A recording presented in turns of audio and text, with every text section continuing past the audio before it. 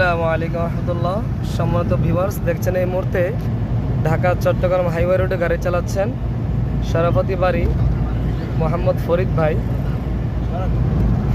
এই মুহূর্তে হাইওয়ে রোডে গাড়ি চালাচ্ছে, আপনারা দেখছেন।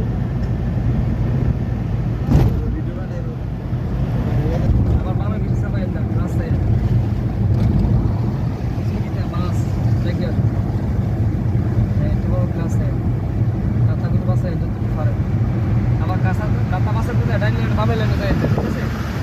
ঘুরে যাওয়া যাবে না, রাস্তা দিতে হবে, ইন্ডিকেটার দিতে হবে, তারপর ডাইন বাম সাইড যাইতে হবে। রাস্তায় মানে মোবিল বদলান লাগবে, পিছিয়ে দিয়ে তোমার কালো হয়ে গেছে। আঙ্গুল প্রশ্ন করতে হবে, এইভাবে যান। কাঁথাগুলো যতটুকু পারেন বাসায় নেবেন।